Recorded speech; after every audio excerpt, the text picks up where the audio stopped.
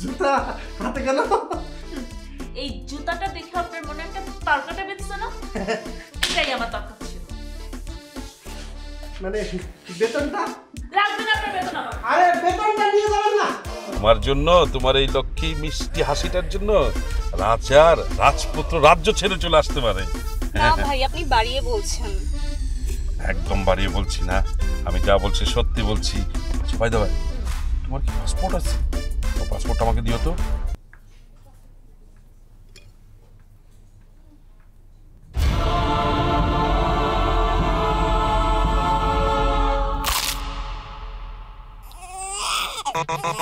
ভীষণ কুড়মুড়ে গোলমার্ক pops biscuit, একটু জায়গা বুঝে খান।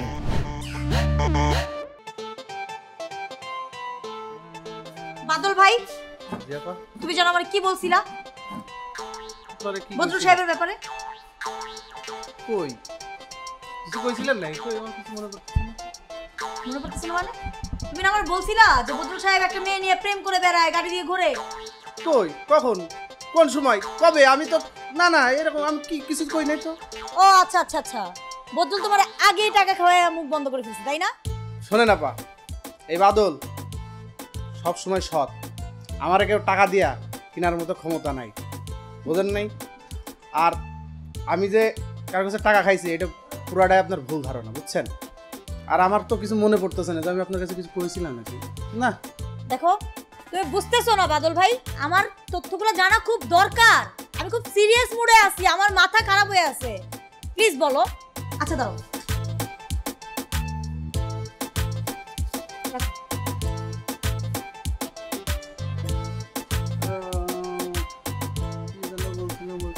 আপা ওই হালকা হালকা ঝাপসা ঝাপসা মনে পড়তেছে, আর বাকিটা কানেকশন পাচ্ছে না। আচ্ছা দাঁড়াও, বুঝতে পারছি। ধরো, এখন মনে পড়ছে? একটু মনে করিনি। হ্যাঁ মনে পড়ছে। কি যেন আপনি জিজ্ঞেস করছিলেন? বদরুল সাহেবের ব্যাপারে। মেন বিষয় হচ্ছে আপা, ওই বদরুল স্যার বুঝছেন, এই মাঝে মধ্যে মনে করেন যে এই গেটের সামনে ওই পাশের ওই মেয়েটার সাথে কথা বলে, আবার মাঝে মধ্যে মনে করেন গাড়িতে করে নিয়ে ঘুরে, আবার মাঝে মধ্যে কিন্তু ফ্ল্যাটেও নিয়ে আসে। তুমি কি সত্য বলতেছো? সত্য ছাড়া মিথ্যা কেন বলবো আপা? শুধু আমি না, এই যে অ্যাপার্টমেন্ট দেখছেন না, অ্যাপার্টমেন্টের অধিকাংশ মানুষই জানে, বুঝেছেন? আশপাশের কয়েকটা ফ্ল্যাটের লোকজনও জানে। আর আপনি যদি তথ্য না জানেন সেটা তো আপনার ব্যর্থতা, তা আমার কিছু করার নাই আপা। দেখো ভাই, আমি কিন্তু অনেক সিরিয়াস, তুমি কিন্তু সত্যি সত্যি বলো। আপা, আপনার ভালোর জন্যই এই তথ্যটা আমি জানি বলে আপনারা জানাইছি। এখন আপনি বিশ্বাস করবেন কি করবেন না এটা আপনার নিতান্ত ব্যক্তিগত ব্যাপার, এখানে তো আমার কিছু করার নাই, বুঝলেন নাই? ঠিক আছে, তুমি যদি সত্য হয়ে থাকো, তোমার কথাগুলো যদি সত্য হয়ে থাকে, তোমার জন্য অনেক বড় উপহার আছে।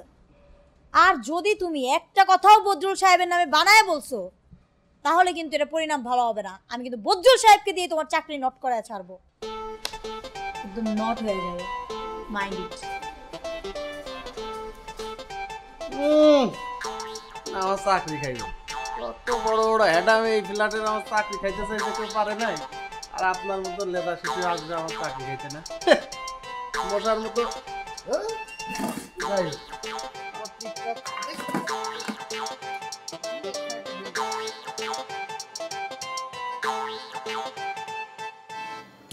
আপা, আপনি আমার দিকে তাকান। কি হলো, তাকাতে পারছেন না? আপা, আই লাভ ইউ। কি লজ্জা পাচ্ছেন? আপা গো, আপনার এই লজ্জা পাওয়া দেখে আমার নিজের ব্যক্তিগত একটা ঘটনার কথা মনে পড়ে গেল। জানেন, আমার পাশ থেকে প্রায় টাকা চুরি হতো। ধরেন যে 5,000 টাকা, ওটা থেকে 500 টাকা কম। আমি তো আর বুঝতাম না, আমি ভাবতাম যে হয়তো আমি নিজেই খরচ করে ফেলেছি। এইভাবে আমার পার্স থেকে প্রায় টাকা উধাও হয়ে যেত। আবার 500 টাকা কম, কখনো 1000 টাকা কম। তখনও ভাবতাম যে হয়তো আমি খরচ করে ফেলেছি। একদিন করলাম কি, এটিএম বুথ থেকে 10,000 টাকা তুললাম, মানে 10টা 1,000 টাকার নোট। তারপর গাড়িতে ব্যাগটা রেখে এমনি কোথাও একটু নামলাম আর কি, কিছু কেনাকাটার জন্য। কিন্তু ভিডিওটা অন করে রেখে গেলাম, মানে মোবাইলের ভিডিও অন করে রেখে গেলাম। সেটা কিন্তু আপা ইচ্ছেকৃত ছিল। হ্যাঁ, তারপর গাড়িতে উঠে যথারীতি চেক করে দেখি যে 1000 টাকার একটা নোট কম। তারপর আমি যথারীতি ড্রাইভারকে জিজ্ঞেস করলাম, তুমি কি আমার ব্যাগে হাত দিয়েছো? আমার ব্যাগ থেকে কি টাকা সরিয়েছো? বললো, না না ম্যাডাম, আপনার ব্যাগে আমি কেন হাত দিব, এত বড় আস্পর্ধা তো আমার হয়নি। আমি বললাম যে ওয়েট। তারপর ব্যাগ থেকে মোবাইলটা বের করলাম, তারপর ভিডিওটা ড্রাইভারকে দেখালাম। ড্রাইভার ওটা দেখে একদম খপ করে আমার পায়ে পড়লো। মাপ চাওয়া স্টার্ট। ম্যাডাম, ভুল হয়ে গেছে, আমাকে মাপ করে দিন। তারপর আমি কি করলাম জানেন আপা? আমি করলাম কি, কষে একটা চড় মারলাম। ভয় পেয়ে গেছে। সরি সরি সরি, আপনাকে মারছি না তো, মানে আমি ওই চোর ড্রাইভারকে মেরেছিলাম আর কি। আপনি ভয় পেয়েছেন আপা? সরি সরি সরি আপা, একদম সরি। আমি ইটস ওকে, ঠিক আছে। আপা যদি সত্য বলে দেন তখন এক ব্যবস্থা, আর যদি সত্য গোপন করেন, মিথ্যে বলেন, তখন আরেক ব্যবস্থা। ধরুন যে আপনি যদি বলেন যে আপনি অ্যাপার্টমেন্টের সভাপতি থাকাকালীন অবস্থায় আপনি কিছু অন্যায় করেছেন।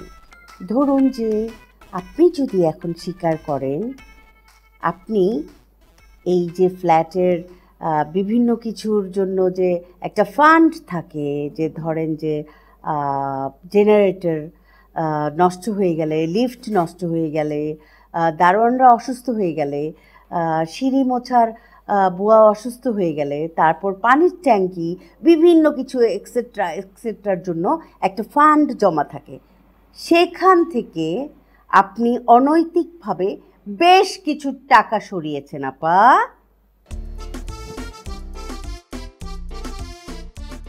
জি, আমি যে সময় সভাপতি ছিলাম তখন কিছু হিসেবের গরমিল হয়েছিল।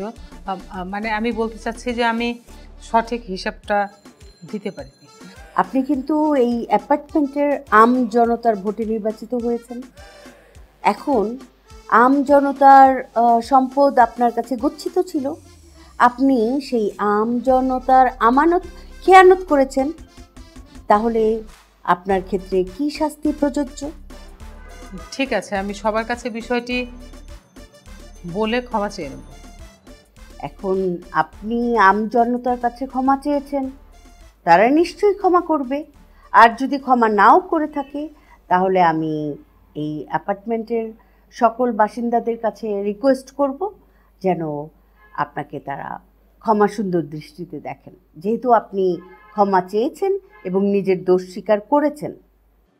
আপা, আমি আসলে এই যে হিসাবের গরমিল করে কিছু সুযোগ সুবিধা নিয়ে যে সম্পদ, যে টাকা করেছি সেটা আমি অ্যাপার্টমেন্টের তহবিলে জমা দিয়ে দেবো। ও, ভেরি গুড। আচ্ছা আপা, আপনি এই যে যাবতীয় সমগ্র অর্থ অ্যাপার্টমেন্টের কোষাগারে জমা দিচ্ছেন, সেই জন্য যে আপনার প্রিভিয়াস সমস্ত দুর্নীতির সাজা মওকুফ হয়ে যাবে তা তো না। আপনি যে ভবিষ্যতে আবারও দুর্নীতি করবেন না সেটার কি নিশ্চয়তা আপা? সেই জন্য আপনাকে শপথ গ্রহণ করতে হবে। আমি যেহেতু হিসেবে গরমিল করা সম্পদটুকু অ্যাপার্টমেন্টের তহবিলে জমা দেবো বলেছি, তখন তাদের সামনে সে কথা বলে শপথ গ্রহণ করতে আমার কোনো অসুবিধা নেই। আপনাকে শপথ গ্রহণ করতে হবে যে ভবিষ্যতে আপনার দ্বারা এই অ্যাপার্টমেন্টের কোনো ক্ষয়ক্ষতি হবে না এবং অ্যাপার্টমেন্টের কোনো টাকা পয়সা নয়ছয় করবেন না, এবং অ্যাপার্টমেন্টের বাসিন্দারা আপনার দ্বারা ক্ষতিগ্রস্ত হবে না। ঠিক আছে, চলুন তাহলে আমরা শপথ গ্রহণ করি। এই মেয়ে, দাঁড়াও। কি নাম তোমার? রাবিনা। কোথায় থাকো? আমি এখানেই থাকি, কিন্তু আপনি কে? আমি যেই হই না কেন সেটা জেনে তোমার কাজ নাই। বদরুলের সাথে তোমার কি সম্পর্ক? আমার তো তার সাথে কোনো সম্পর্ক নেই। এই একদম মিথ্যে কথা বলবা না। তোমরা যে লুকায় লুকায় দেখা করো, কথা বলো, সবকিছুই আমি জানি। কি কথা হয়, কবে কথা হয়, কি আজে বাজে কথা বলতেছেন? এই একদম অ্যাক্টিং করবি না আমার সাথে। কি আশ্চর্য, আপনি তুই তুকারি করতেছেন কেন? তুই তাকারি কি দেখছিস? তুই তোর সাথে আরো খারাপ কিছু করব। আগে বল তোর সাথে বদরুলের কি সম্পর্ক? প্রতিবেশী হিসাবে সে আমাকে জিজ্ঞেস করছে আমি কোথায় যাই, কই পড়ি, এগুলাই, তেমন কিছু না। তোর সাথে যে তার রিলেশন আছে, তোর সাথে যে তার কথা হয়, সবকিছুর প্রমাণ আমার কাছে আছে। আপনি কিন্তু এখন বাড়াবাড়ি করতেছেন। শোনেন, আমি আপনাকে ক্লিয়ার করি, বদলুলের সাথে আমার কোনো সম্পর্ক নেই। আপনার কি বদলুল ভাইয়ার সাথে বিয়ে হয়েছে? না, কিন্তু হবে। এই যে শুনেন আপু, তার ওয়াইফ বাসা থেকে রাগ হয়ে চলে গেছে, হাতে নাতে অন্য মেয়ের সাথে ধরা খাইছে বলে। তাহলে বুঝুন আপনার সাথে সম্পর্কটা কেমন হবে।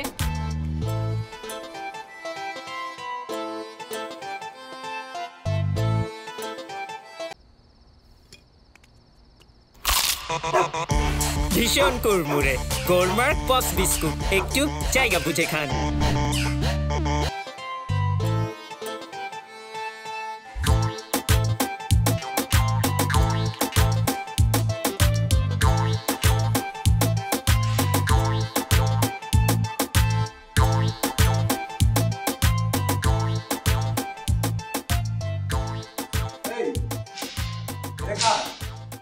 এটা কোম্পানি তো কোম্পানি কি এটা আইনা তোমার হাত মুখে মাখার জন্য তোমার হাতে এসে দিয়ে গেছে, নাকি আসমান থেকে টুক করে এই ঘরে চলে আসছে? কোন এক আল্লাহর বান্দা তো এটা পয়সা দিয়া কিনে এই ঘরে রাখছে নাকি? আরে ভাই কিনে আনছেন তো কি হয়েছে, আমার ক্রিম শেষ এজন্য আমি একটু মুখে দিলাম, তাতে আপনার এত অসুবিধার কি হইল? ও এখন সমস্যা নাই। গতকাল শ্যাম্পু নিয়ে আমার সাথে যেই ব্যবহারটা তুমি করছো সেটা মনে আছে? ভাই আপনি আমার শ্যাম্পু ইউজ করছেন, আমিও আপনার ক্রিম ইউজ করছি, সেম টু সেম, এখানে অসুবিধার কি হইল? ওরে আল্লাহ, এখন শোধবদ তুমি আমার শ্যাম্পু নিয়ে যে কথাগুলা বলছো সেই কথাগুলাকে আমি তোমার ফেরত দিব না। আরে দেখ তেরি, আপনার ক্রিম ভাই আমি আর মুখে নিলাম না তো কি হয়েছে? ও ক্রিম মাখা টাকা সব শেষ, এখন বলতেছো মাখবো না? তোমার মতন ছোট লোক আমি জীবনেও দেখি নাই। দেখেন ভাই, মুখ সামলায় কথা বলবেন, আমি আপনারটা খাইও না পরিও না। ঠিক আছে, তাহলে তুমি স্বীকার করো সামান্য একটা শ্যাম্পুর জন্য তুমি আমার সাথে গতকাল যে ব্যবহার করছো সেটা তুমি ভুল করছো, স্বীকার করো। আচ্ছা ঠিক আছে ভাই, আমি স্বীকার করলাম আমি অনেক বড় একজন অপরাধী, আমি অনেক বড় পাপ করে ফেলাইছি আপনার ক্রিমটা ইউজ করে। ভাই সরি বলো। সরিও কইতেইব? স্বীকার করো যে ব্যাচেলার রুমে একজন আরেকজনের সাথে থাকলে একজন আরেকজনের জিনিস ব্যবহার করতেই পারে, এই জন্য তার সাথে কখনো খারাপ ব্যবহার করা উচিত না, এটা স্বীকার করো। ঠিক আছে ভাই, আজকে থেকে এটাও মাইনে নিলাম, আপনি যা কইবেন এমনিই চলুন, কোনো সমস্যা নেই। শপথ করো জীবনে এইরকম ভুল আর কোনোদিন করবা না। বুঝলাম না ভাই, আপনি দিয়ে আমার এমপি মন্ত্রীর মতন শপথ করাইতেছেন। আপনি টেনশন করেন না, এরপর আমি ক্রিম নিয়ে আসার পরে আপনার যত ইচ্ছা আপনি তত মাইকেন, তো আমি কিছু কমু না আপনার। ভাই শুনো, এই ক্রিম মাখার জন্য এতগুলা কথা আমি তোমার শোনাই নাই। তুমি কালকে তোমার একটা শ্যাম্পু ব্যবহার করার জন্য আমার যেই কথাগুলো শুনাইছো, এই যে ব্যাপারটা এটা যে তোমার ভুল হয়েছে সেটা বোঝানোর জন্য আমি তোমার এই কথাগুলো বলছি। কারণ এর আগেও এখানে আরো দুইজন পোলা থাকতো, তাদের এই ম্যানার্স বিহেভিয়ারের কারণে তাদের কিন্তু বের করে দিচ্ছি। এই জন্য ভাই একসাথে এই ম্যাচে যদি থাকতে হয়, দুইজন মিলে একসাথে থাকলে একসাথে খাবে ঘুমাবে, একজন আরেকজনের জিনিস শেয়ার করবে, এই মেন্টালিটি যদি না থাকে তাহলে কিন্তু ম্যাচে তুমি থাকতে পারবা না। নাও ক্রিম মাখো, কিন্তু এই কথাগুলা একদম মাথায় রাখবা ম্যাচে যদি থাকতে হয়। ভাই ক্রিম কি খাওয়ার জিনিস? আর আপনি যে কথাগুলো আমার শুনাইলেন আমার তো পেট অর্ধেকই ভরে গেছে, আর ভাবতে বলবো না।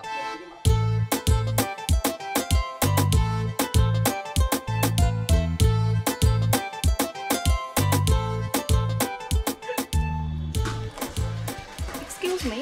জি বলেন। আপনি কি এই বাসায় থাকেন? হ্যাঁ, কেন? আচ্ছা, এখানে মতিন সাহেবের ফ্ল্যাট কোনটা? কোন মতিন? একটু শ্যামবর্ণের করে, বেকে করে, দেখতে অনেকটা চকলেট বয়। তাতে আমার কি লাভ বলে? কি লাভ মানে? আপনি এই বাসায় থাকেন, মতিন সাহেবের ফ্ল্যাট, জানতে চাচ্ছি তো বলা যায় না? কেন, আপনি ওনার কে হন? আসলে আমি ওনার রিলেটিভ। কেমন টাইপের আত্মীয়? আচ্ছা, রিলেটিভ তো অনেক ধরনেরই হয়ে থাকে, আমি ওনার খুব কাছের রিলেটিভ। তো আপনি কি টাইপের আত্মীয় সেটা বললে বেটার হয়। এত কিছু তো আসলে আমি আপনাকে বলতে পারছি না। আপনি যেহেতু বলতে পারবেন না তাহলে আমিও বলতে পারবো না।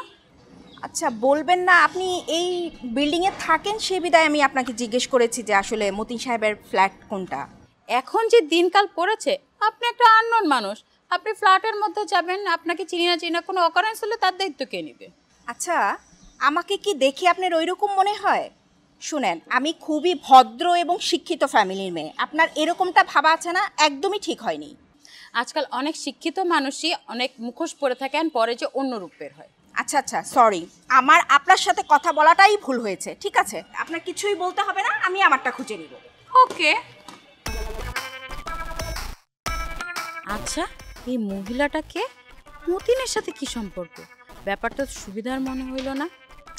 না, আমার তো সাদেক আর রহিমের কাছ থেকে ব্যাপারটা জানতে হবে। কি যে ব্যাপার, না ওকে।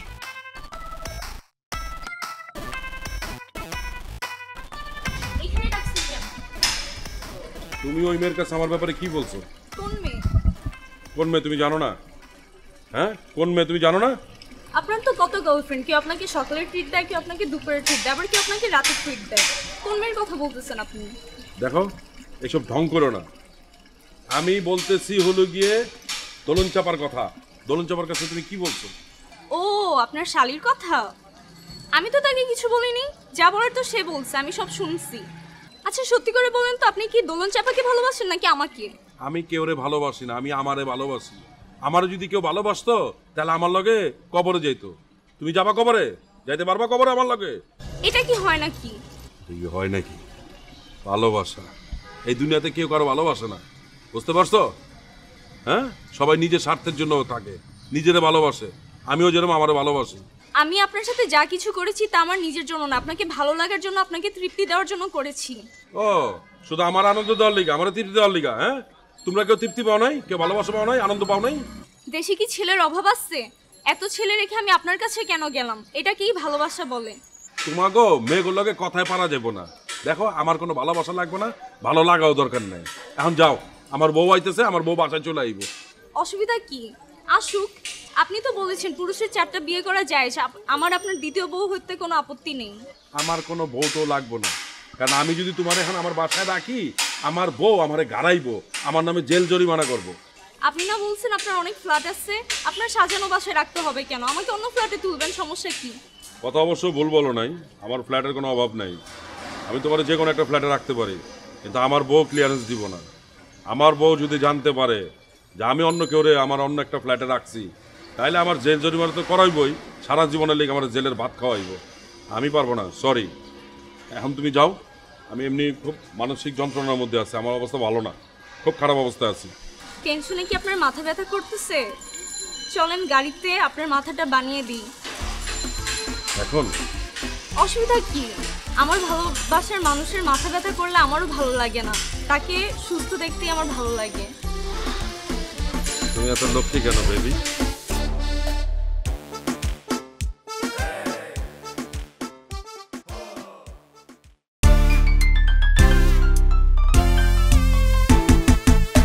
এ বড় আজব জায়গা, সেটা হইল গদি।